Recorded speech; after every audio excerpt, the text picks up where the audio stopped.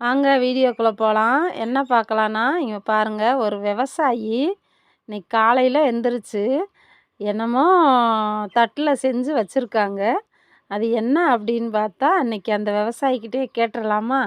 என்ன செஞ்சுருக்காங்க, எதுக்காக செஞ்சாங்க, எப்படியெல்லாம் இதை செஞ்சுருக்காங்கன்றதை கேட்கலாம். சரிங்களா? வாங்க. வாங்க மக்கள் அனைவருக்கும் காலை வணக்கம். என்னன்னு கேட்டால், நேற்று 4 மணிக்கு பிறகு தான் என் பேரனுக்கு பிறந்த நாள்னு என் மருமா வந்து சொல்லிச்சு.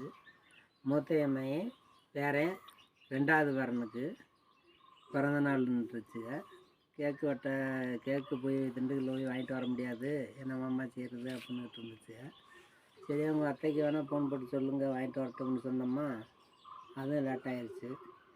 அப்புறம் பார்த்தோம், ஒரு 5 மணிக்கு எழுந்திரிச்சு, சரி நம்மளா கிண்டிடலாம், கிண்டி கேக்கு மாதிரி செஞ்சுருவோம் அப்படின்ட்டு கேக்கு மாதிரி செஞ்சு பேரனுக்கு இந்த கேக்கு வெட்ட போகிறோம்.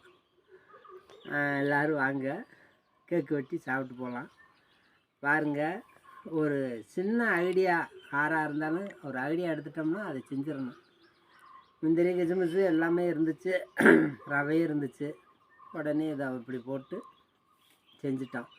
பாருங்க, ஒரு விவசாயி என்ன பண்ணுறாங்கன்னா, தன்னோட பேரம்பேத்திகளுக்கு கேக்கு அப்படிங்கிறது வந்து பேக்கரி ஐட்டம். அந்த பேக்கரி ஐட்டங்கிறது வந்து க்ரீம் அப்படிங்கிறதுனால பாருங்கள், அவங்க வீட்டில் வந்து ஒரு ரவையோ ஏதோ சேமியாவோ ஏதோ ஒன்று வச்சு அவங்க அதை அந்த கேசரி மாதிரி கிண்டி எவ்வளோ அழகாக அந்த தட்டில் ஊற்றி அதை நல்லா இருகல் கொடுத்து, இங்கே பாருங்கள், அந்த கேக் மாதிரி இருக்கா, நம்ம பீஸ் போட்டால் அழகாக பீஸாக விழுகும்.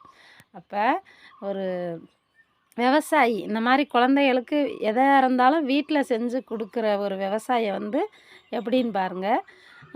நம்ம வெளியில் போய் கேக்கே வாங்கினாலும் பேக்கரி ஐட்டம் தான் கொடுப்பாங்க. அதெல்லாம் வந்து குழந்தைகளுக்கு க்ரீம், அதெல்லாம் வந்து குழந்தைய சாப்பிட்டா கெட்டது தான் அது. அதனால் பாருங்கள், மேக்சிமம் இந்த மாதிரி செஞ்சு பர்த்டே கேக் அப்படின்னு சொல்லி குழந்தைகளுக்கு இந்த மாதிரி செஞ்சு கொடுத்துட்டிங்கனாலும் நல்லா யூஸ்ஃபுல்லாக இருக்கும், சூப்பராகவும் இருக்கும். இது நல்ல ப்ராடக்ட்டு.